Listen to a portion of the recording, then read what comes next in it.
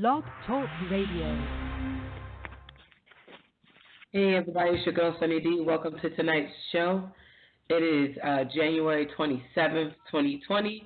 I'm never gonna get used to saying 2020. Every time I be ready to say 2019, something other than 2020. But you know, it is 2020, 20 motherfucking 20. No doubt. But if you're listening right now, you're on blogtalkradio.com/GFT radio. Guys, y'all want to say hi? What's going on, good people? You already know it's your boy Shmoo. Holla at me. What up, though? It's your boy Willie Styles in the building. Yes. We got a great topic for you guys. Well, a bunch of topics for you guys tonight. You already know. If you've been paying attention to the news, you already know what we're going to dive into first. But cop some merchandise. Go to teespring.com/stores/Teespring.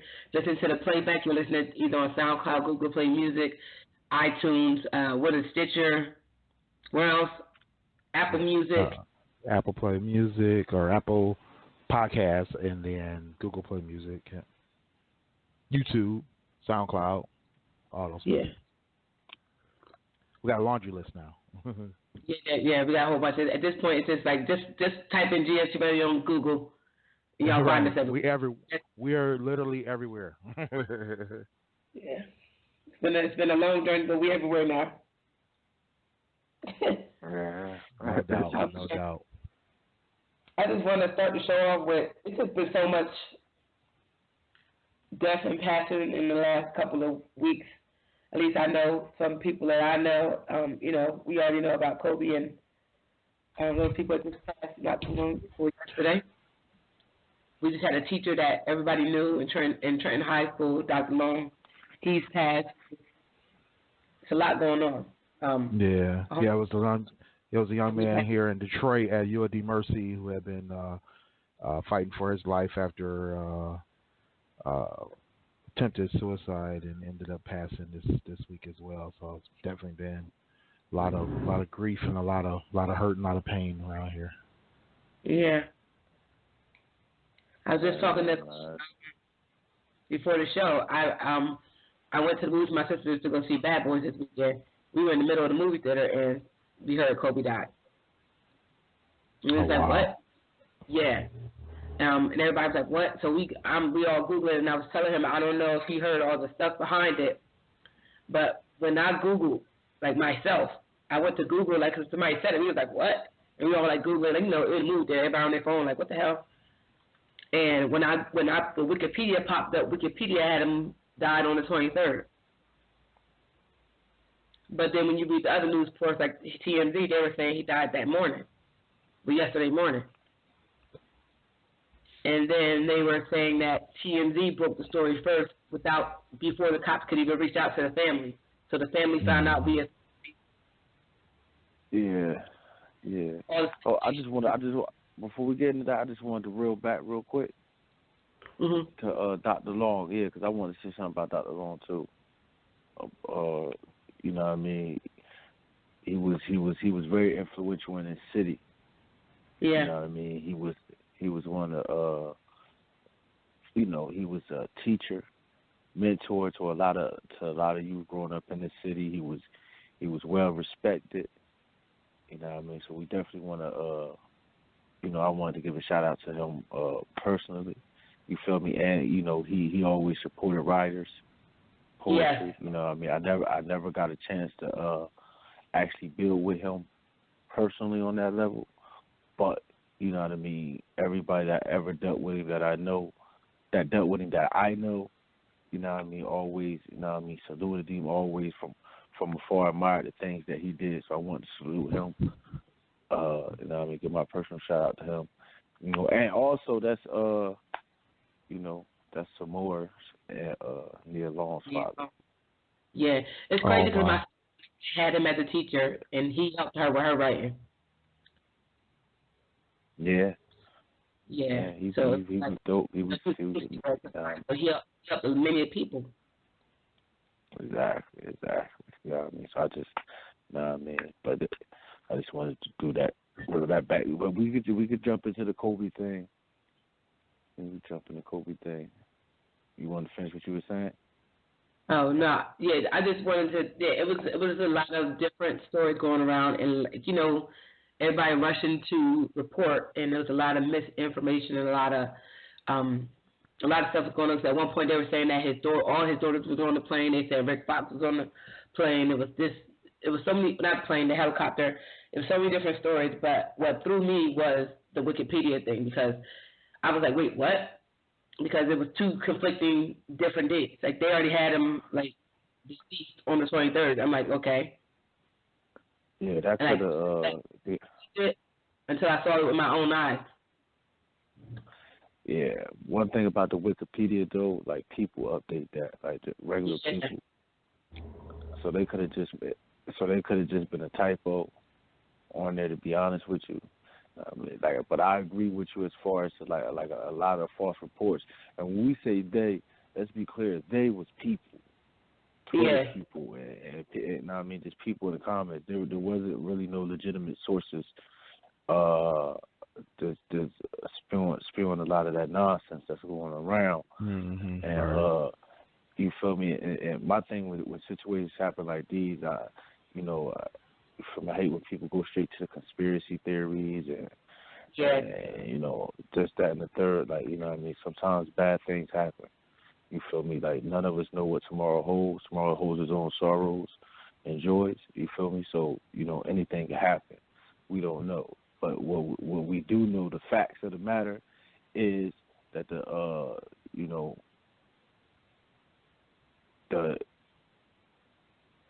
was a lot of fog.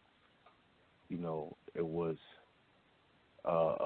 widespread. I forget the correct term of the people, but they basically told it. I mean, no helicopters were supposed to be flying. All the police helicopters was grounded. You know what I mean? So, the pilot still went up.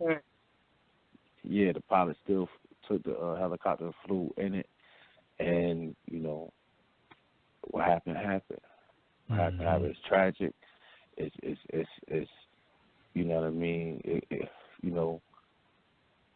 From the looks of things, it looked like it could have been avoided.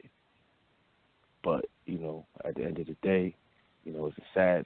One of the things I was doing, one of the first things I did on Twitter is like, rest in peace to everybody on that plane. Yeah. You feel me? Because like Sonny said, it was kind of foul that what TMZ did. Where I got a real issue with people with any news outlet that releases the info before the family is notified. You know what I mean? Like, I shouldn't know at the same time as his wife or his father or mother or his kids. Like, I shouldn't know that. You feel me? Like, I shouldn't know that at all. Right. It's like everybody just want to be first to say something. That's why we had to messed up reports for 5 people when it was actually 9. That's when the sheriff got on there, and the sheriff was trying to scold TMZ. That, you know what I mean? Like, and media in general, like, chill with that. Chill. Because let's do a thorough. Let them at least get the chance to kind of get a chance to even express emotion. Like, they can't even do anything. They're reading just like we are, and it's crazy. Right. That's the one thing I do have with media, and with even in our age of social media. Like, I remember once not too long ago, somebody that I know passed, and a lot of family members now that person found out via social media because they weren't allowed to get it through the family. They got it through social media. So you're like, what? So I think that people be so quick to put up rest in peace, sleep in peace. That's my people, blah, blah, blah. You can realize that the family needs to be able to reach out to first before you go and just put stuff, Put it out there. Yeah, that's true. Yeah, I mean, like you said, the one thing is just I don't like the conspiracy theory stuff because it's like it's just not appropriate. You know what I mean? A lot of it is not appropriate. It's definitely not the time. It's I know everybody mourns differently. That's always my my what you say that's my excuse for everybody. It's like, look, people are acting this way because everybody mourns differently, and because the people will do certain things, like one of the things that I was hearing today on a radio show, a sports radio show of all things, was a guy got on the line and he was upset because people were posting about it so much on Facebook that he felt like it was just fake love. And he was saying how, he was tired of seeing people all of a sudden now their favorite player is Kobe. And it's like, but, it's devastating to people, regardless of their relationship to a person, regardless of their actual knowledge of a person, it's devastating. It's the way they connect, right? And when you have somebody that's either directly, indirectly, or you see them enough times in their lifetime or your own lifetime that you feel that kind of connection, you're bound to do anything, say anything, feel anything, and nobody can blame you. Nobody should blame you. Nobody should judge you. It's up to you and how you feel.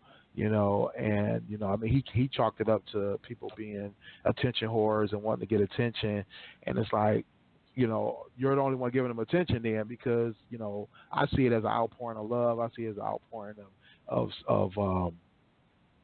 condolence, that kind of thing, which is good, it's something that, we should do for other people. We should definitely do it before they pass.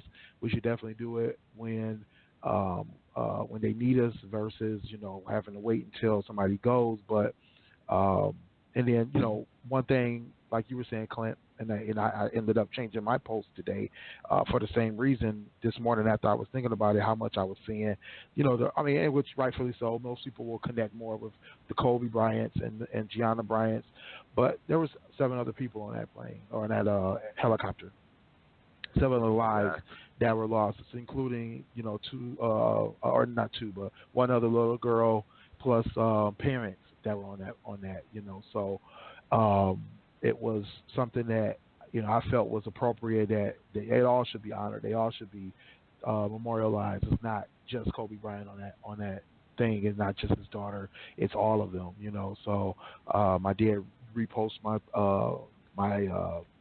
condolence with all of them and their names, just because it's, it wasn't just them, and that was one of the things that I thought about too, that I was like, when I got on the show today, I wanted to mention the young man, and unfortunately I don't know his name, but the young man in UAD, and I was hoping you guys would do the same what you did. Thank you.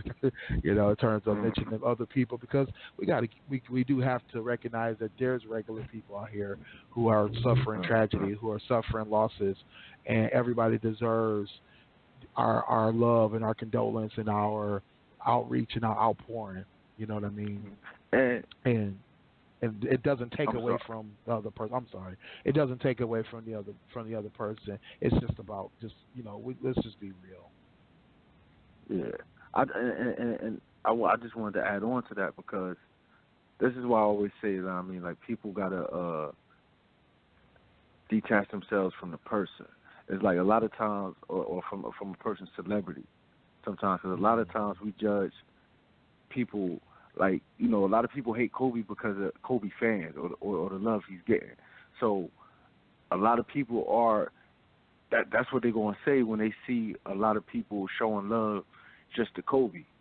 Mm-hmm. You know what I mean? At the end of the day, you feel me, you can't get mad at who he touched and how he touched them, whether in a positive or negative way. And if, you know what I mean, from what he did, you know what I mean? You can't get mad at his popularity, so to speak, and judge him from his popularity. You know what I mean? And I that's why I always tell people, like, these people are human. You know what I mean? Like, yeah, they're celebrities, yeah, they entertainers or whatever may be out there, but they're human first. You feel me? They're human first. You know what I mean? They're regular people. You know what I mean? Like, they're regular people. So when we judge them, sometimes, like, I think sometimes we forget, like, you know what I mean, they're regular people. Like, we detach them, the person from their celebrity, or we don't detach the person from their celebrity, because that's not who they really are. And when situations like this happen, you really see that, I mean, like, the celebrity really is comes secondary to the human, but he still, through his celebrity, touched a lot of people. So like you can't get mad at that. And at the same time, you still want to acknowledge the other people. You know what I mean? Because I'm pretty sure they touched and they left legacies themselves. They may just not be as popular. So it's not a shot at them. It's not belittling their lives. It's just that everybody don't know them. Right. That is all. You feel me? That is all. So it's not really. I kind of agree with you. Like it's not really fake. You feel me? But people just gonna go to who they recognize the most. Exactly. You know what I mean? Exactly. But I just wish we had had some more tact with the family. I'm sorry, son. What'd you say? No, I will say this because I posted this and somebody got mad at me on Facebook last night. But it was just me being me honest myself. Now everybody knows, everybody knows that I love basketball and how I did not like the Lakers. Like I always call the Flakers. Didn't like Kobe either because Zach Reason Clint said everybody act like Kobe was just could do no wrong. He was the best thing since sliced bread. Same way do LeBron and Beyonce. So of course I didn't like them. Not necessarily didn't like them as a person, but just just had to be the person, the opposition against people that loved them or worship them for whatever reason. But at the same time, no matter how I didn't like, I can't even say I didn't like him. I didn't like the people liked him the way they did. Like it wasn't that serious to me. Whatever. But then again, I love my people too. But it was like the back and forth me and my friends had. My cousin is an avid Lakers fan.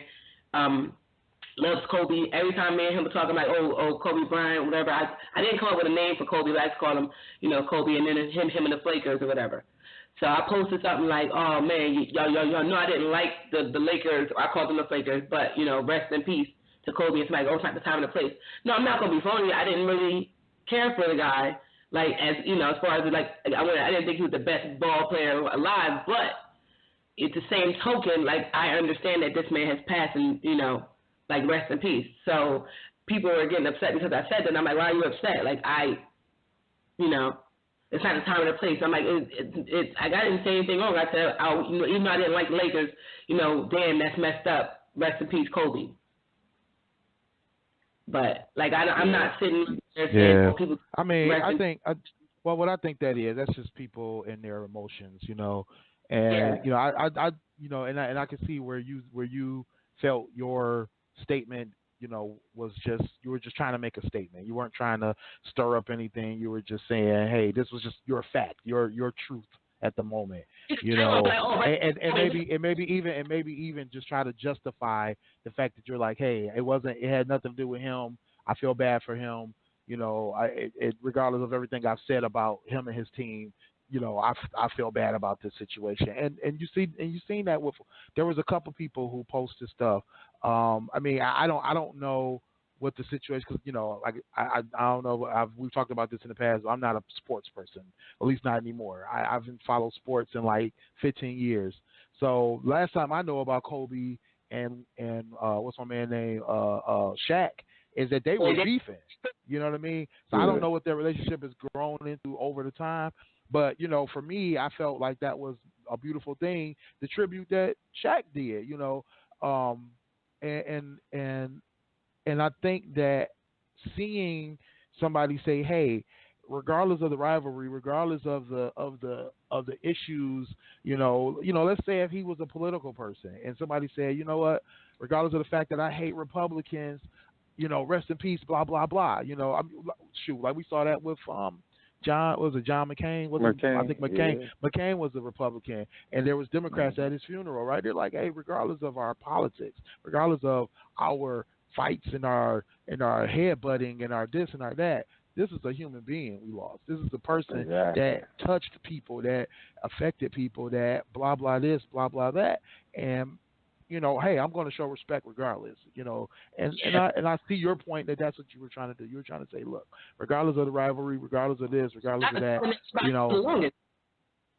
yeah. So it's like I see their point too. Where it's their emotions. Their emotions are driving them to be like, look, we don't want to hear that. We don't want to hear, you know what I mean?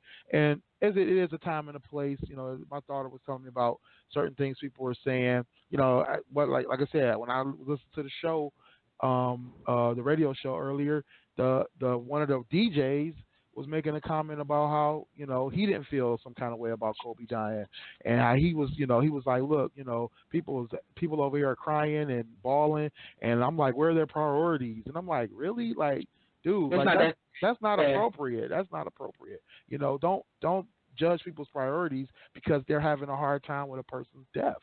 You can't judge people based on your feelings.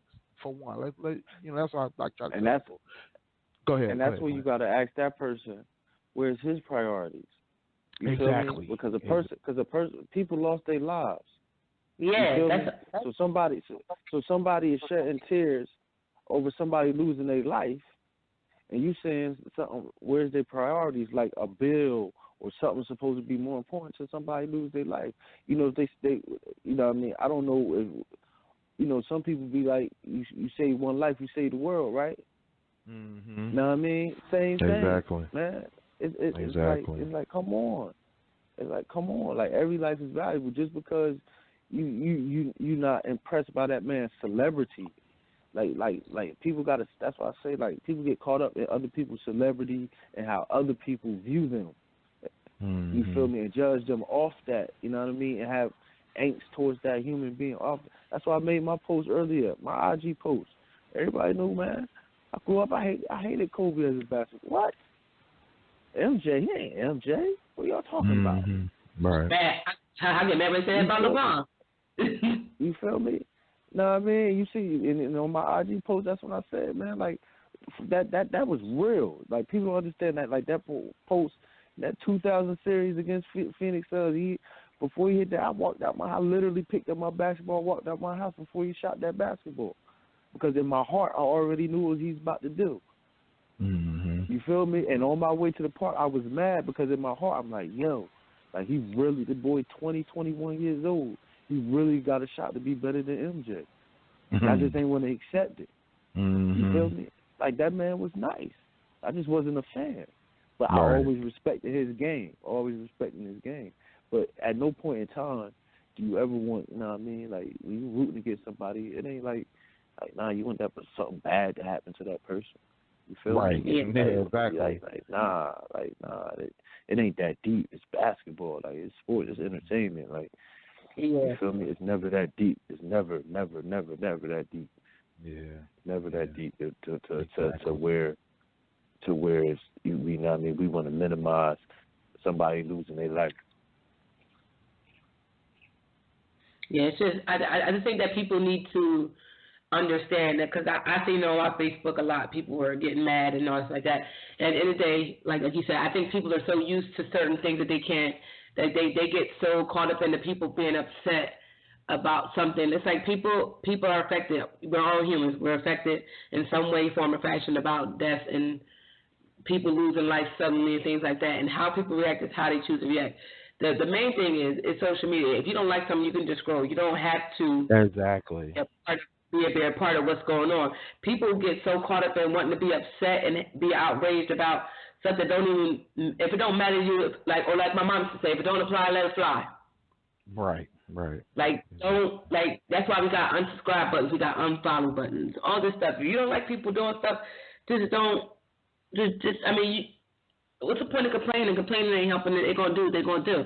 It's their social media account. They're going to do whatever they want, so if you don't like it, you can unfollow.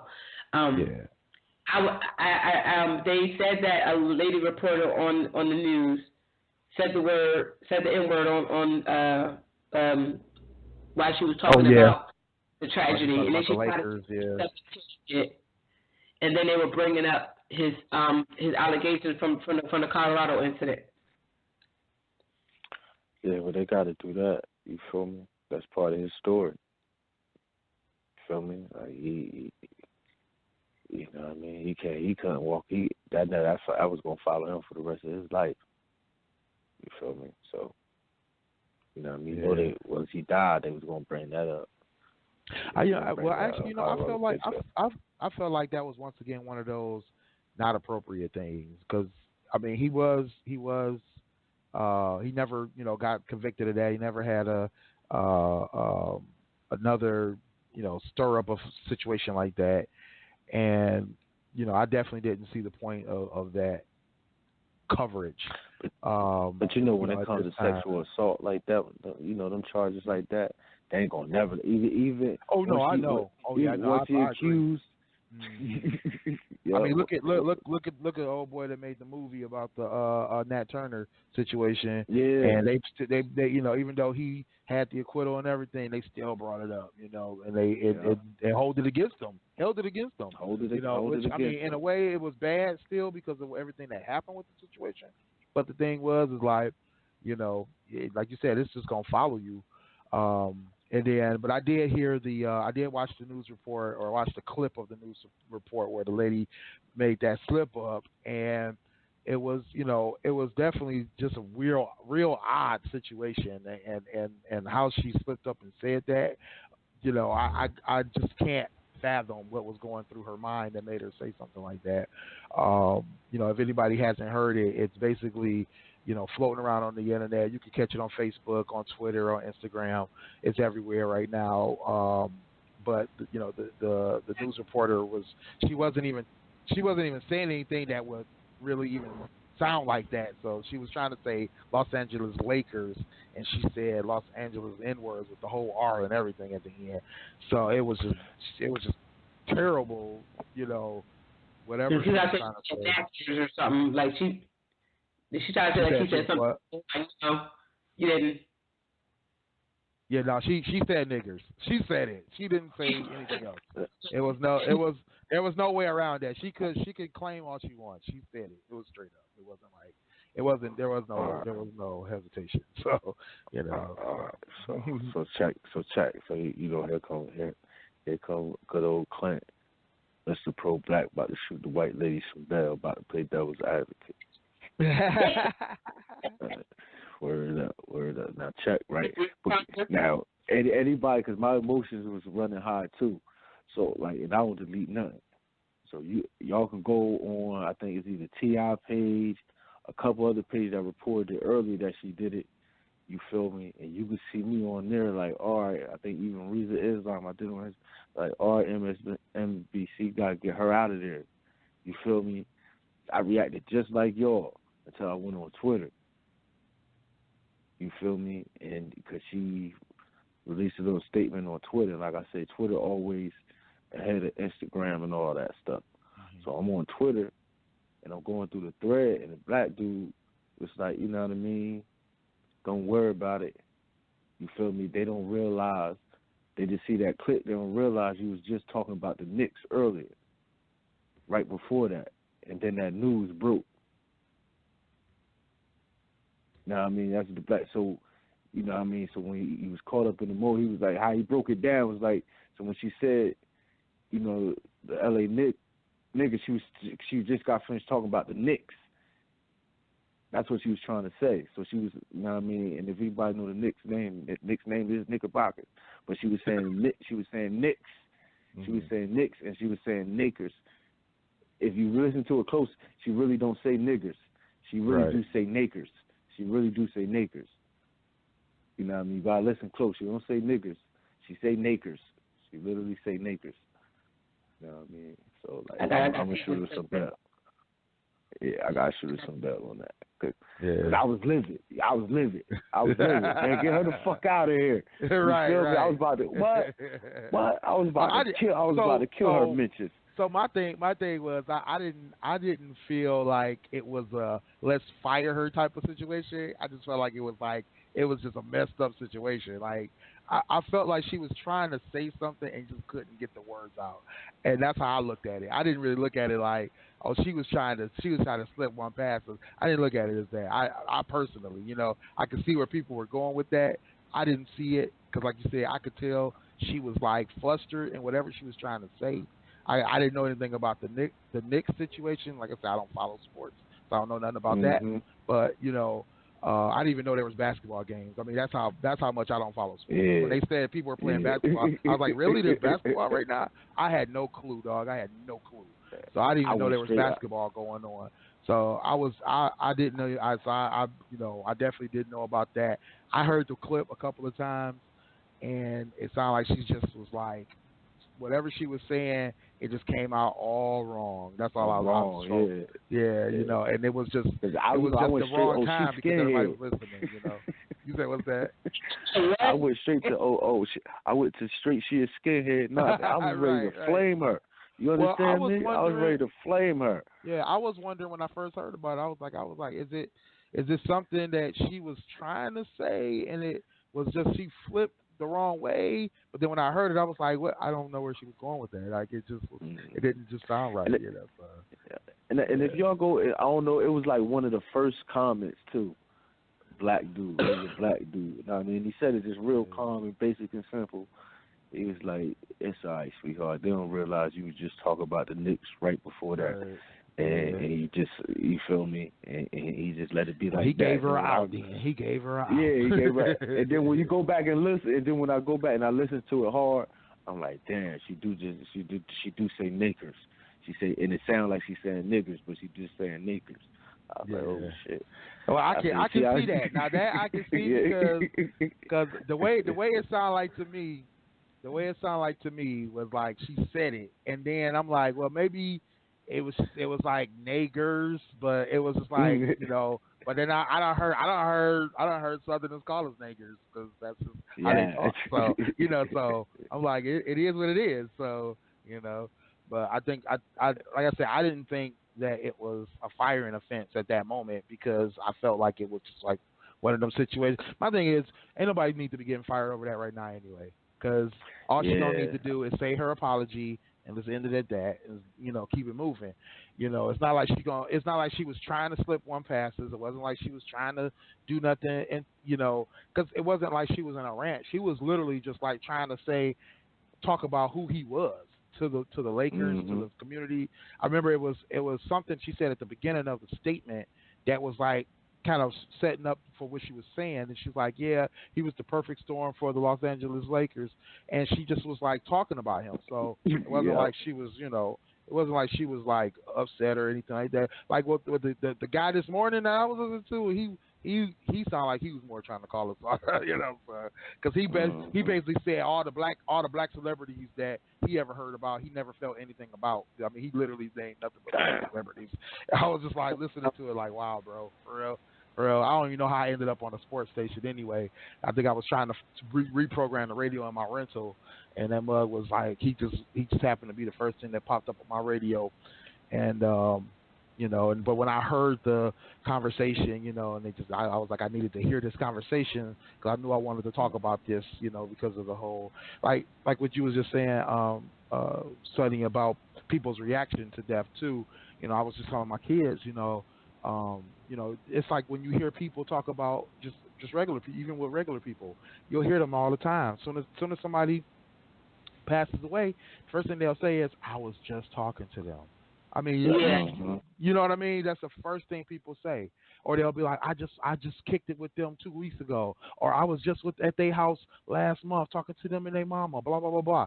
You know, it's because we want that connection to that person. We want to have that connection, and we want to be able to know that we was there, that we had that moment with them, you know, before they went. You know what I'm saying? And it's also and it's also the flip side of it is the people who feel something about not being able to have that last moment with the person that's passed. You know, like, man, I wish I would have called them, or man, I wish I would have did this. I mean, I was just thinking about what's his name, Shaquille O'Neal's son. You know, he posted his text messages, and it was kind of low key. You know, I don't know. It's whatever I'm about to say ain't gonna come out right. What I'm just saying is basically it was just the fact that he was saying how he felt happy that he had talked to Kobe. It was just like it was. Oh, I know what I wanted to you. It was like it seemed like fate. You know what I mean? Because what it was, he hadn't talked to Kobe literally in like, or at least according to his messages he had posted, he hadn't talked to Kobe in like a month. Kobe happened to just text him that morning, you know. So it's like you got that connection that you just like, man, I just had this chance to talk to you, or I just had this chance to hear from you, you know. And what was killing him at the same time, on the flip side of it, is that he hadn't actually talked to Kobe. Kobe texted him, and he missed the text because he was asleep, and then he responded, but Kobe never responded back. And that's what's killing that young man right now. He's like, I wish I'd have been woke. And I think he said it in his tweet. He's like, I wish I'd have been woke to talk to you, to call you and just talk to you, just kick it with you, chop it up. And it's like, that's what people want. They want that connection to that person. They want that connection, you know, because they know that connection is gone now, you know. So everybody, like I said, once again, everybody mourns differently. Everybody lashes out differently. Everybody, you know, I mean, it's coping. Perfect example is Nip mechanism. Hussle. You know, when Nipsey passed and his family was on that stage at the award show that was immediately after his passing, and you seen every type of emotion that you could imagine in grief. You know, you had his wife, or I don't know what you want to call Lauren. You had Lauren up there. She was solemn, but she was strong. You had the kids. They were all over the place. They didn't know what to think. You know, you had his father who was just tore up. You had his sister who was like, you know, sad, but she wanted to be there for her nieces and nephews and her own kid. You know, then you had his mom who was having a literal mental breakdown at that moment. You had all these different emotions in that one space. You know what I'm saying? And it's just how people mourn. Everybody has their moment. Absolutely. Yeah. I just want to say before we wrap this conversation is to prayers with his family. Not only do they have to bury their brother, husband, and all that, they have to bury a child too, and all the other family members. They have the fact that you have to, like, just that sudden. And have to prepare for that. That alone takes it out of you. Especially it's harder when you have to bury your child because we always think as parents, our children are going to bury us. You don't want to bury your child. Right. So you don't know what they're going through, and to have somebody be there every day to not be there, it's a hard comprehension in its own. So just prayers out to the families that were touched by this tragic situation, regardless of how anybody felt about Kobe, you could understand that the hurt that his family is going through. So just being very mindful of the things you say. I know I may speak out of turn sometimes, but just being mindful that lives were lost, whether it didn't have to be or whether it was conspiracy or not. It's lives that are lost and people are in mourning. So prayers, definitely prayers out to the coach Altobelli's family. His I heard he left behind two kids.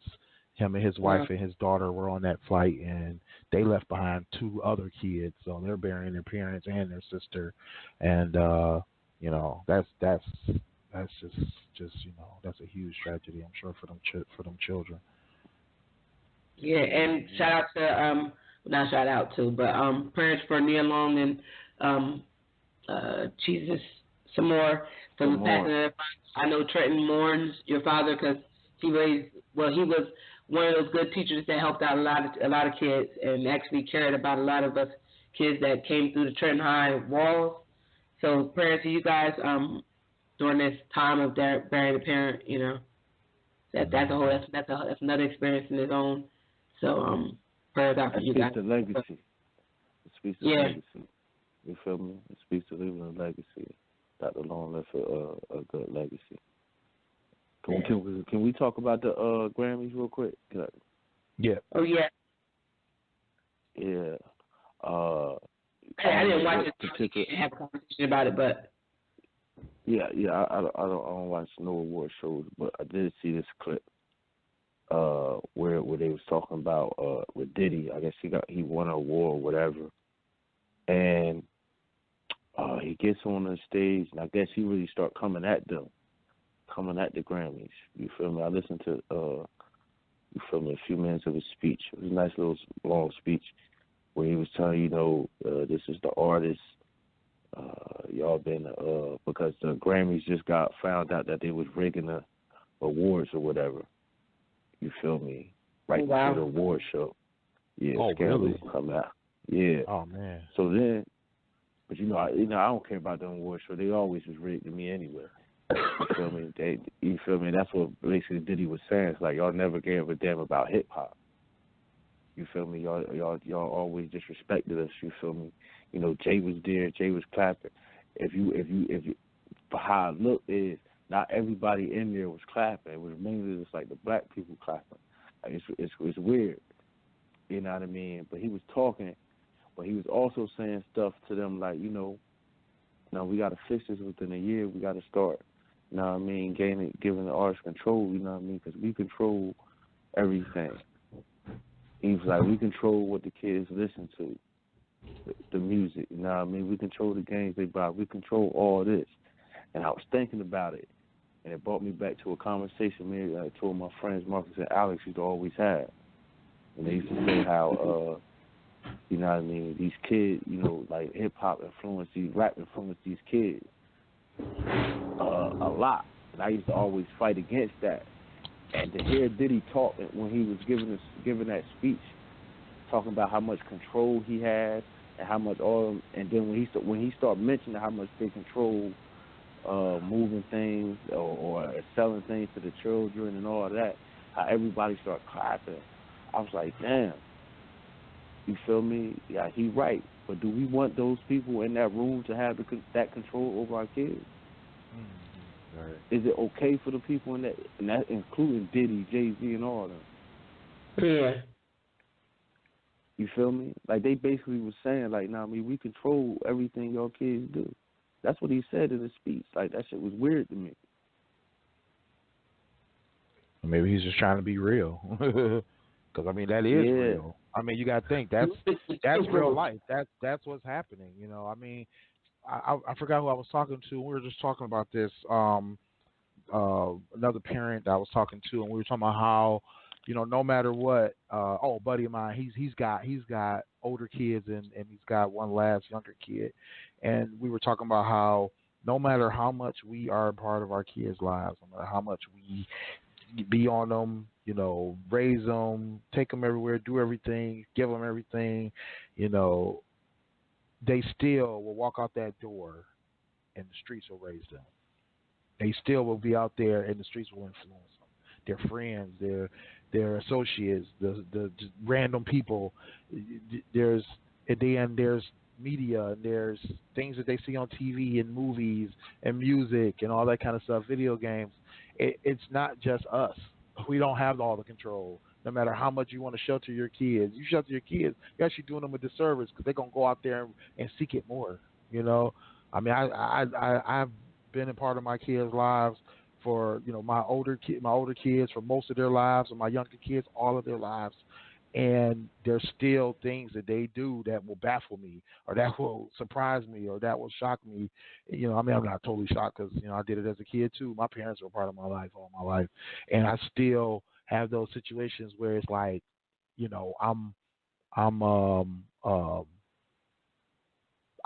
know I've taught them better, or I know I've taught them something different, or I know that they've heard something different from me, but they'll do something different anyway because they heard it from a friend, or they see it on TV, or whatever the case may be. So I think that's the biggest thing, is that it's not us that control them. It's the media that controls them, or it's the streets that control them, or it's their friends.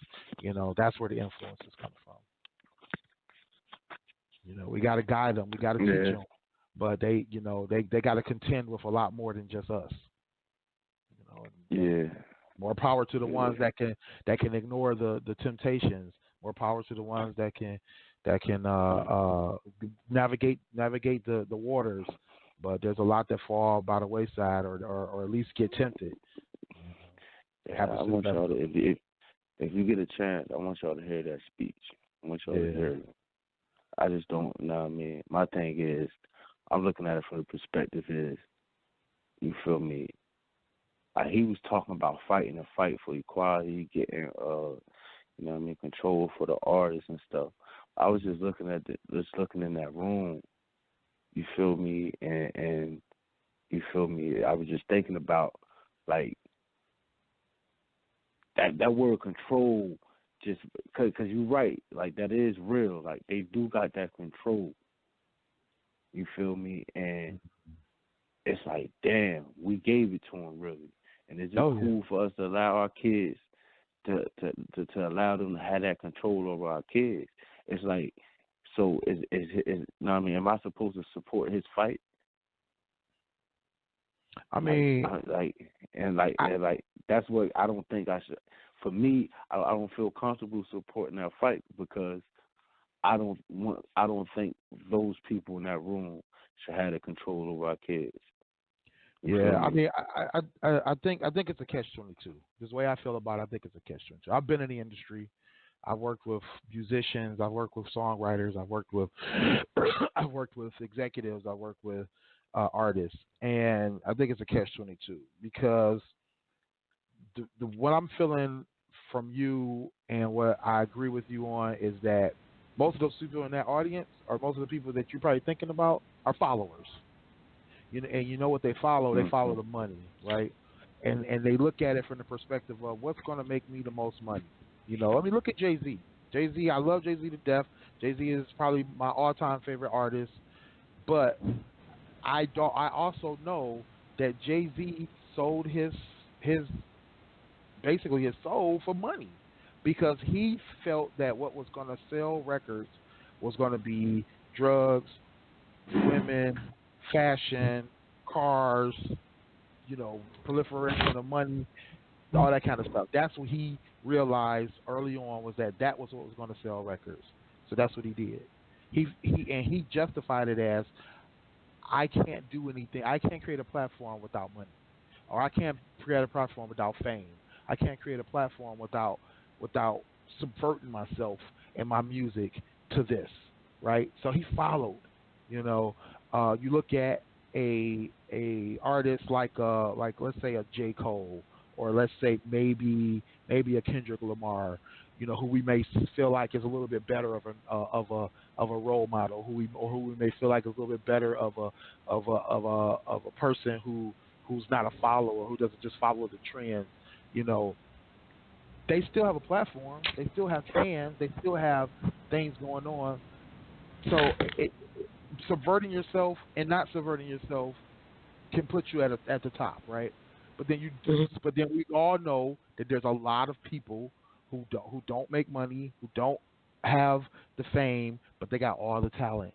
They're amazing artists, but they won't follow that lead. They won't follow that trend. But there's other artists who are trying to pull them up and get them in the spotlight, right? And I look at it from the standpoint of this. The reason I brought this up, or the reason I took this, what I'm trying to say is this: people know what they're doing wrong. They do, and I think in a way, and I got, like you said, I do have to listen to his speech. I do have to see what he's talking about. But from the standpoint of knowing the industry and knowing what people go through in that industry, they want the control because they want to take it back. They want to be able to not have to follow. They want to be able to have their dreams. They want to be able to have their preference. They want to be able to have their voice.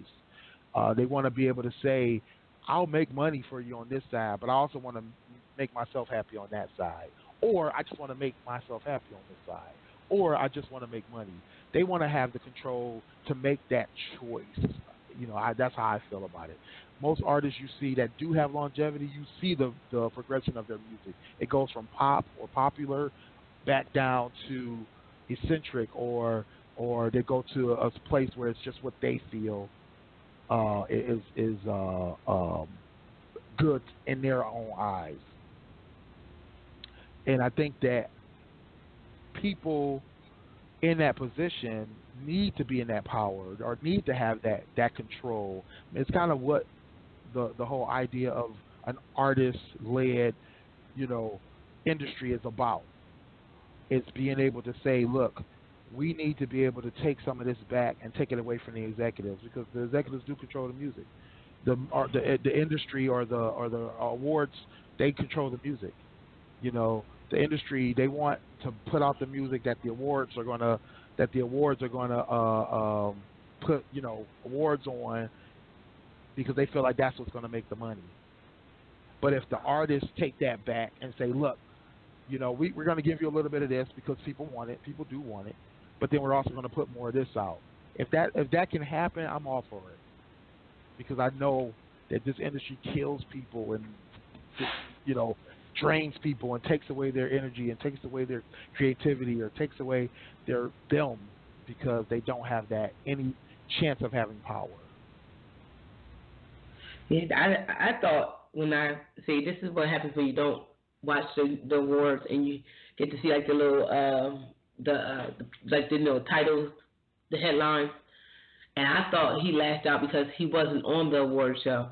I didn't know that he actually got an award and he was lashing out.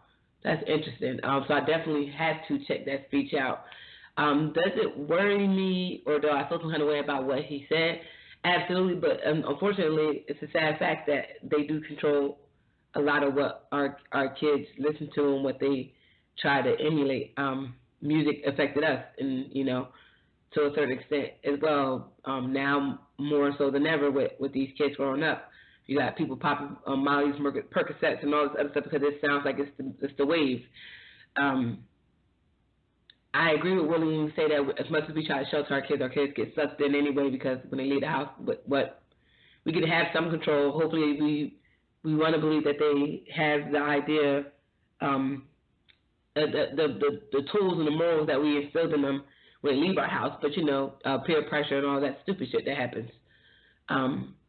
But it is a sad world that we let music people, not that we let that music people have more say over our kids versus these political people, not necessarily all the political people, but people that are moving, that are trying to bring change, real change within our communities and stuff like that. So we got to kind of shift it over. Speaking of which, I had just watched a snippet of the reel, and they were talking about Martin Luther King, and they asked his daughter, did she think that we were living up to Martin Luther King's dream? And they were also talking about how white people like to just highlight the I Have a Dream speech, not the other speech where he was talking about, us supporting each other, us, being more better business minded, taking money from their businesses and doing more for ourselves. But yeah, we need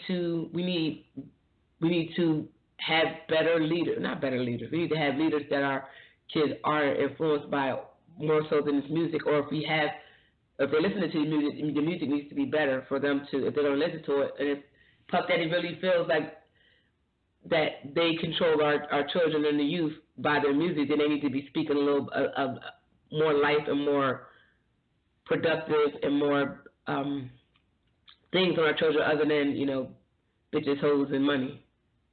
So, well, money, but, how to get money and, stuff like that, like the legal way and all that jazz.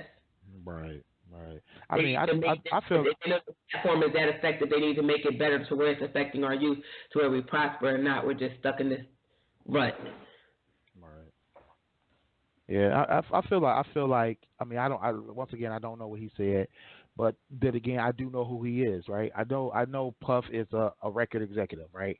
And as much as his business has not been one of the top music producers, he still produces music. He still has top artists. I think French Montana and there's another artist that's big right now are both on his label, and it's like you can start there. Let's start with you, Puff. Why don't you start it? Get Jay-Z on board. I think Jay-Z's kind of doing that with his Tidal music thing because he's trying to take the power away from the records companies and putting it into the power of the artists to push their music. But start there. I think one thing, and I always note to Clint always saying this is that we just got to do for ourselves. Stop waiting on other people to do it for us. And waiting on the Grammy or whatever they call themselves, the recording industry or recording whatever they call themselves, instead of waiting on the Recording Academy to do it, create your own awards or find a different one. I think the American Music Awards is more diverse. iHeartRadio has been pushing diversity as well. I believe they actually are owned by a diverse corporation. So it's like, go deal with them then instead. Why put so much power in the hands of the Recording Academy? They're just like at this point in this day and age, they're no better than any of the others. There's like 12 different I believe it's like 12 different major awards now for music, between the CMAs, the Latino music, American music, People's Choice, MTV, the list goes, BET, everybody's got an award show. So why is it only on the Grammys? Why are they still considered so big when we can say, look, all you artists say, look, we can be done with them, move on to something else, create something else, maybe an artist-centric award show, whatever you want to call it. They got SAG awards, which is actors giving awards to other actors. Right, exactly. Like, out of all the award shows you have, that's like, I think to them that award is better than all the other awards because it's their peers choosing them to win. So maybe they need that. I don't know. Yeah, I agree. But I want to get to the Aaron Hernandez thing. Did you guys watch any of those? No, I did not watch the Aaron Hernandez. I heard so much about it that I was like, I didn't need to watch it because I heard so much about it. I kind of know a little bit about the story. Before we get to that, let's give out the number. We've been talking a lot about everything, and if anybody wants to chime in on some of these trending topics, 657-383-1155. But yeah, no, I didn't watch it. Did you actually watch it, Sonny? Yeah, I watched both the ones on Netflix, and then I watched the one that was on. What was it? Hold on, wait. Both the ones and another. Wait, was there three? It's two parts on. It's a thing on Netflix. It's two parts. I watched that one, and then there's another one that's on TV. I believe that is two parts as well. And it's basically kind of like the Netflix. It's not that big of a deal. They just dove into really about the rumors about him being a closeted homosexual and all that stuff. Oh right, yeah, I heard about that. Yeah.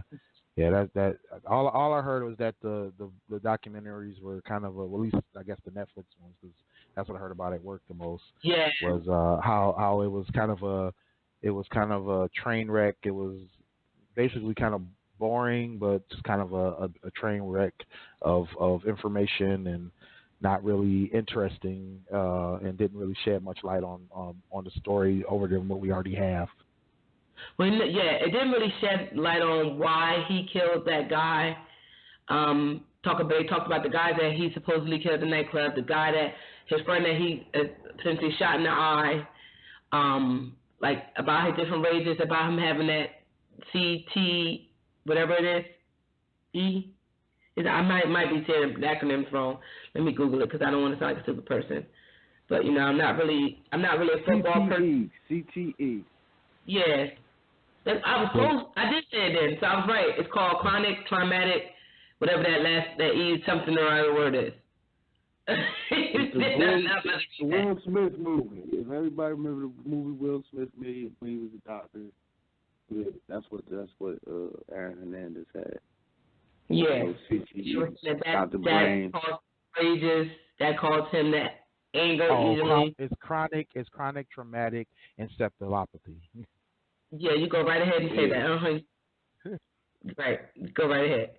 But they were saying how that people were getting mad because they were saying that they were trying to justify him killing people because that was going on with him. And they were talking about his childhood and things like that. For me, not necessarily, I knew about him briefly, because he was talked about early on in his career. But I didn't really, for me, it was eye-opening when they talked about his childhood and things like that. I didn't care that they were, closeted homosexual, and that's probably why they say he killed himself, because they were getting ready to, the radio station were talking about him being a homosexual, and because he was in jail, he was, hot-tempered. He thought that something was going to happen to him, so he killed himself. And in that state, oddly enough, if somebody had died before the charges and everything could be finalized, then it was dismissed. So it was he had his name, but the family felt that. This is eye-opening. What bothered me not really bothered me. His relationship with his mom was crazy, but and one of the things they talked when him and his mom were talking through the jailhouse phone, it was odd because when he got sent to jail, he was so relaxed. And for me to know, and I don't, because I don't know this, and I'm just gonna say this, but not I don't know this for a fact, but it wouldn't be surprised me if he had some type of,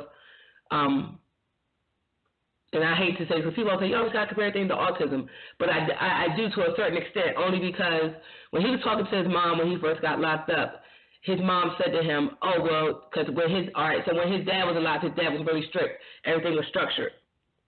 So he was able to function properly with the structure. Once his dad died, all hell broke loose with him.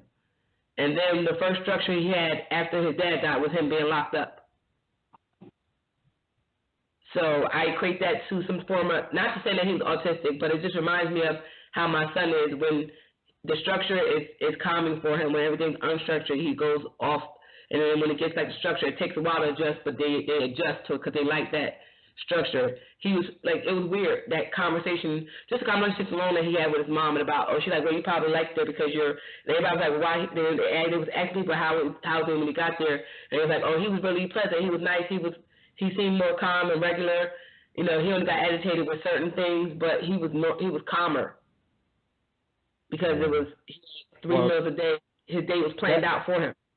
Yeah, that's also some side effects of kind of like a PTSD too, because his father was abusive on top of being structured. He was very abusive to him and his brother and his mom. So, I think that it's all about comfort, right? And I think some of the things that he was going through based on the things I read about him in his situation was that a lot of it had to do with his environment, you know what I mean? Because he grew up in a violent environment. He grew up in a violent, neighborhood, violent community, and then he never lost any of that violent nature as no matter how he got involved in football, no matter how he got rich and everything, and never could separate himself from the violence. He's in a violent sport, living a violent life. Everything about him, everything around him was violence. That's what made him comfortable, was lashing out, and I think that's all PTSD. I mean, I feel you on the change. The change causes instability, but a lot of that too is reacting to traumatic stress, and the stress of having things be in a way where it's not comfortable. And as soon as he gets comfortable, then he's good. But once he's not comfortable, then he lashes out. So I mean, whatever caused him to do what he was doing, it was all screwed up. I mean, like you said, they never probably offered a reason for what he did and why he did it, because they never found out. They never found out why. They never found out what set him off. There was a lot of factors. There was a lot of combination of factors. He had a lot going on. He had a very traumatic life between his father's situation, his sister's situation, his girlfriend's situation, his friend's situation, and everything around him was always in chaos. So a chaotic life, and that's where it got to him. Yeah, that whole hearing his story was like, wow. Like, to see that he even made the NFL was like, and then that's another problem with these sports. They get so, like during his sports career, he had multiple issues, and they were seeing the signs, but because he was a star player, they ignored it. Like the one case where he got into a fight, like right before he killed the two guys, or allegedly killed the two guys in the thing. He got into a bar fight, and it got really serious, and they wiped that slate clean because he was a Florida Gator. So they let it. Okay, no, he's good. And it's like the sign. That happens a lot, unfortunately. Yeah, and the fact that y'all knew something was wrong with him, and y'all just wiped it under the rug, and it's like they're part of the problem too. You didn't help it. You knew something was wrong. The same way the Patriots guy, what's his name, Robert Kraft, knew something was wrong, and you got this man in an apartment, you did all this stuff, and then you're like, oh, and then you go testify against him. You knew something was wrong with him. Yeah, it's like they may have aided and abetted. You feel me? I think they all culpable too, in some way. But like, I fully believe he knew what the fuck he was doing. You know what I mean? He was trying to be something like, you know, I don't want to make too many excuses for him, no, I don't either. But I'm just saying, and this ain't just like, and that's why that was my problem. You're watching all this stuff, and they bring this to y'all, and y'all just like, oh, we're gonna do this. Like, you have to hold that accountable. You can't always cover up. Exactly. Well, then we got deep in this a murder. Oh, now we can't cover it up. Yeah, they couldn't. But shout out to because somebody had made a point when they was talking about this last week. Was like, I think the guy's name Orlando, the one that he murdered, his sister-in-law, boyfriend, or husband, or whatever. Yeah. You know what I mean? So, like, that's deep too. You know what I mean? Like how the sister was sitting there. Sister, she went against her family. You know what I mean? To ride with him. You know what I mean? Like, I couldn't rock with that. As far as, you know, and as far as like what Willie said earlier about how people told him how it was just repeating and everything that was already been said. Like, yeah, if you followed the case before, it was just the same thing, but it is a good watch for anybody who didn't know or mental things. You feel me? It's a good watch. You feel me? But like I said, if you followed it from the beginning and from when it happened, you ain't gonna really learn nothing new. Definitely a good watch though. People don't know. You feel me? Yeah. It's weird. But that sister, how she went against her family, like, that's crazy. Because she's like, they was like, she didn't, but they showed a video of her hugging her sister after finding out that her boyfriend was dead or her fiance was dead. And it's like, she was so loyal to him that she wouldn't, like, there was no way she was going to, like, think that he did that. There was nothing. Like, she never wavered. You know. Yeah. I don't think I could. If that was my sister, I couldn't rock with her no more. Right. Yeah. You feel me? Like, I couldn't rock with her no more. But you do have people that would.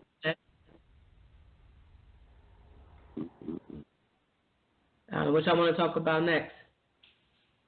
We let the people know we're in the after show. Oh yeah, we're in the after show, guys. Again, 657-383-1155. I do want to talk about. I want to skip over Willie's topics, but briefly.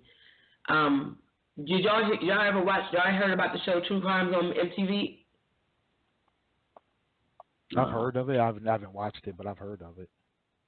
I watched 2 episodes. So the first episode was about the little girl that ended up in the freezer dead. She had a hotel party with her friends. They had on Facebook Live. Oh yeah. Okay, yeah. I know what you're talking about. Yeah. They talked about that one. Like, I just wanted to see what was new in that one. Okay, and they were just talking to people there. Yeah, Kanika, yeah. Yeah, and it was just like here's my problem with that one, because I watched that one, and they were talking about how when the friends called the mom and told the mom they couldn't find the girl, this was like shortly after this, so they basically walked the girl to the elevator. She said she was going home or whatever she said she was going. So they walked her to the elevator, realized she didn't have a phone, so one went back to get her phone, and then they couldn't find her. In the videos, you see them walking the halls looking for her. They walking up to security guards telling them to get out the hall. They're walking to the security desk, security guards telling them that, she probably just left. The kids were requesting to see the video of the hotel. So they told them no, and then they called the mom. The mom requested to see the videos to see if she had left, and if she didn't leave, which direction. They wouldn't let her see them. They know the law of a missing person. You can file a missing person report whenever you want, but technically they won't really do anything until 24 hours of them being gone. Right. So the mom took it as she couldn't make a report, so she didn't make a report at that beginning.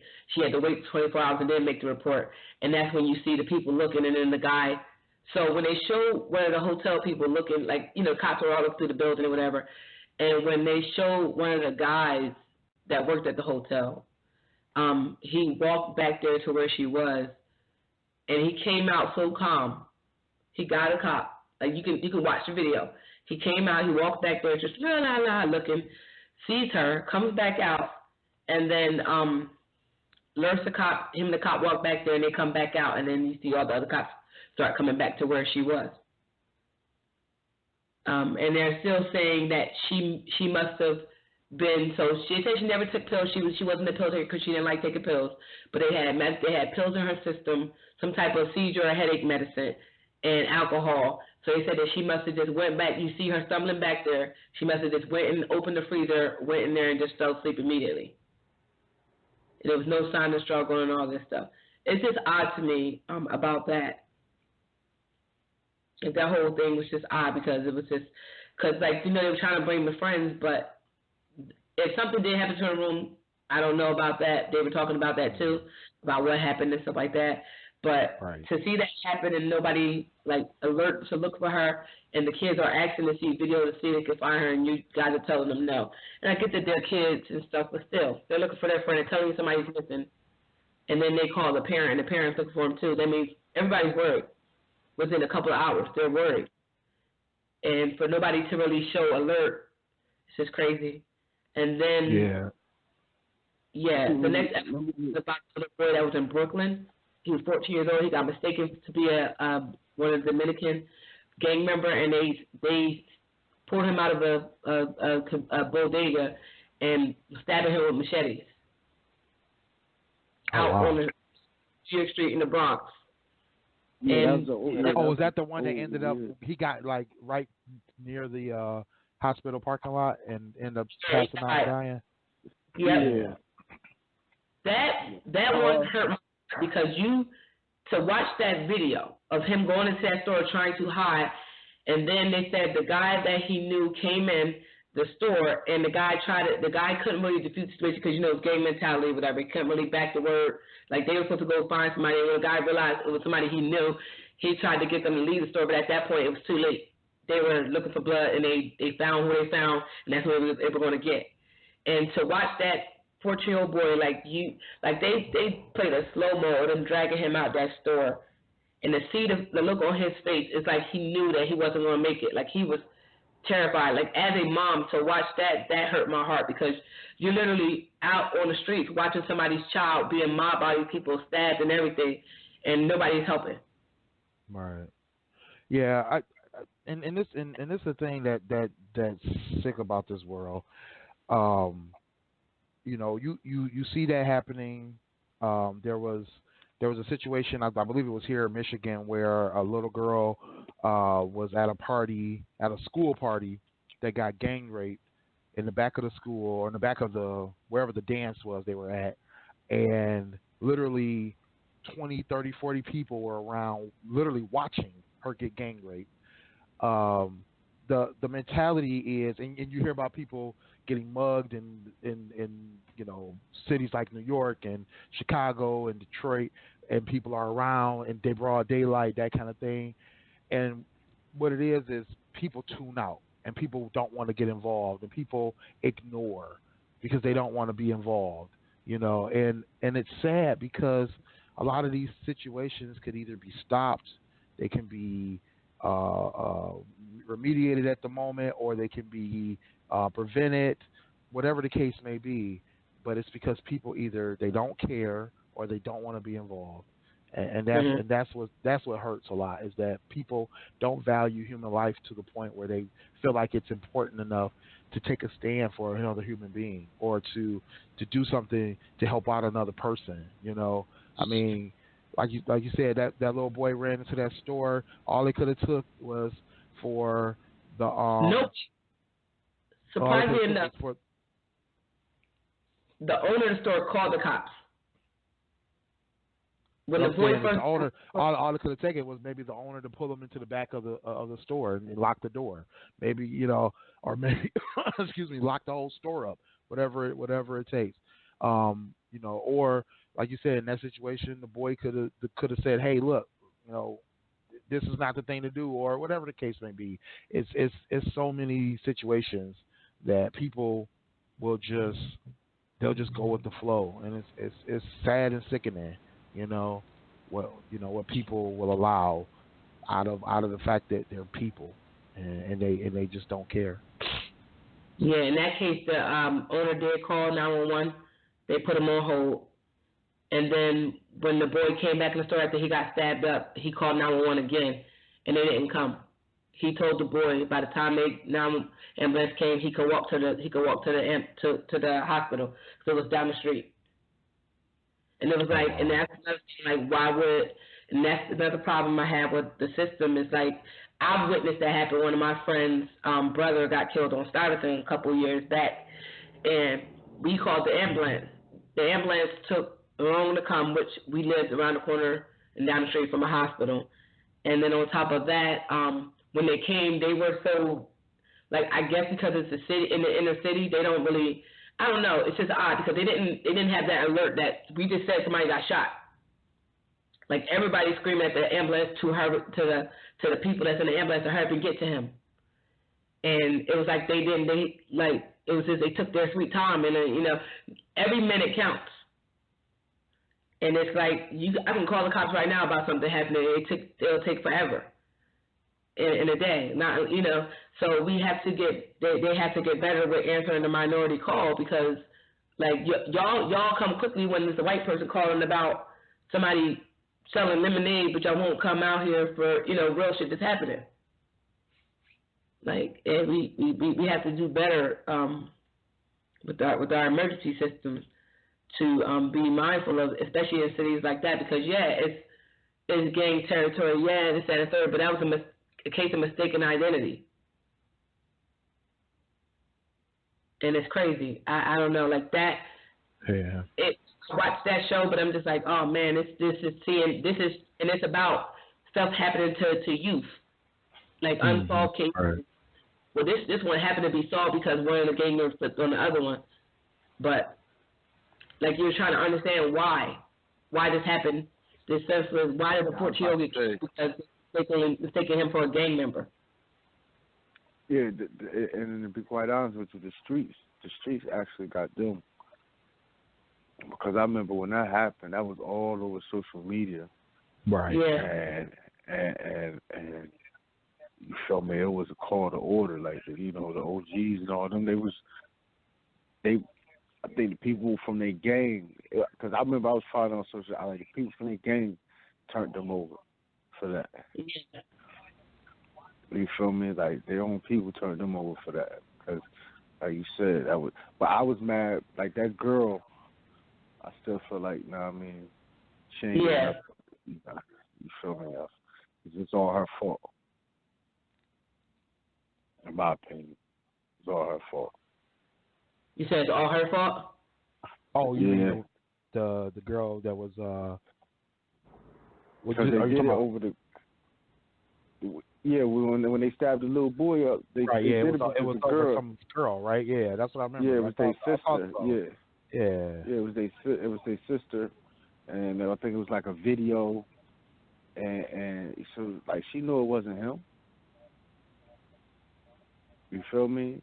But even if it was him, you sent your brothers. You let your brothers go out there for doing and go kill somebody over something that you was consensual with doing.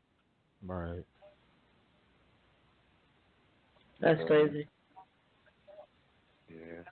And they were trying to do the thing, and he was in the gang. And they were like, he wasn't in the gang. He wanted to be a cop. Mm-hmm. Like it's freaky. Yeah. He left his. They also thought he got set up because he left his house to give his friend $5. Yeah. It was all set up. It was all set up. Yeah.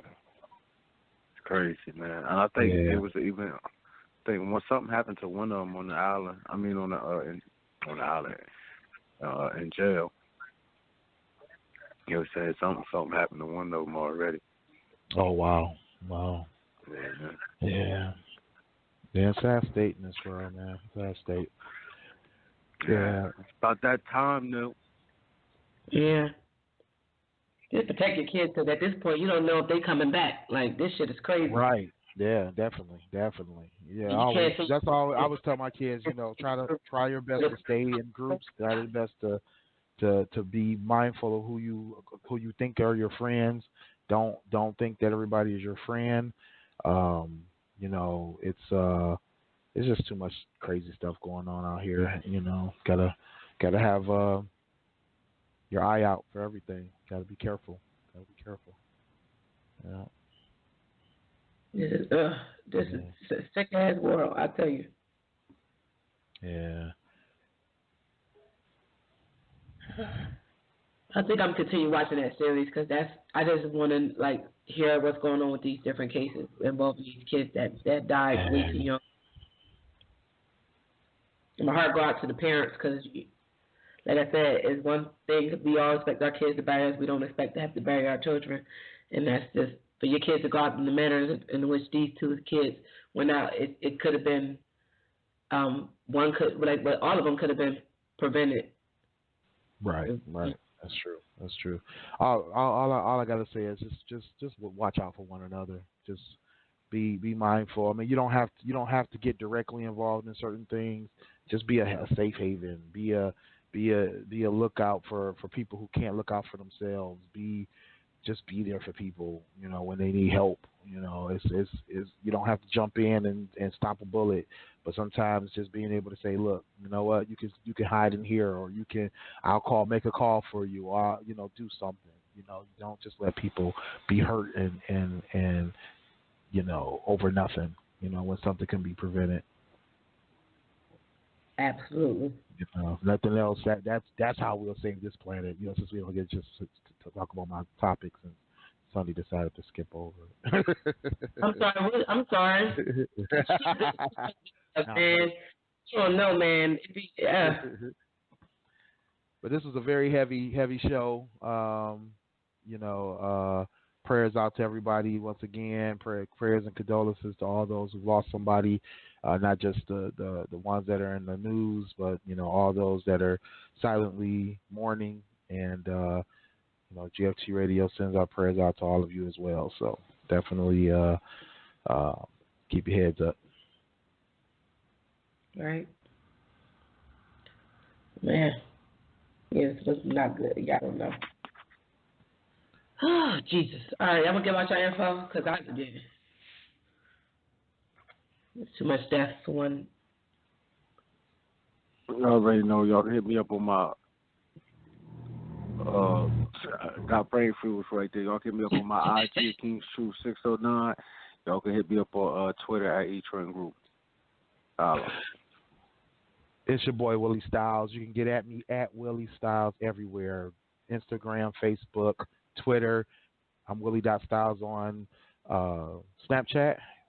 WillieStyles.info for all my links. And of course, it's your favorite girl. I am Sunny, aka Nat Queen. You can reach me on Twitter, Instagram, Snapchat at what the hell? Now you got me thrown off at I am Sunny _D. Check my blog out, I'mReservedlyMe.com. Thank y'all for listening tonight. Check out our website, GFTRadioshow.com. Also, check us out on Snapchat. Not Snapchat. We're not on Snapchat. I already know we don't have a Snapchat. We have Instagram and Twitter at GFT_radio. Our website is GFTRadioshow.com. Like our Facebook page. Subscribe to our YouTube channel. Find us on all our platforms. You know, Google us at GFT Radio Show or Radio, and you'll find all of our links to like us, subscribe, follow, and all that jazz. Go to Teespring, cop some merch. Teesprings.com /stores/GFT Radio. Thank you all for listening tonight, guys. See y'all 7 days. I had like a brain fart. They had a brain freeze. Holla. You guys are all fired. Goodbye. I said what I said. Now I'm playing. Get you some burgers and go lay down. Whatever.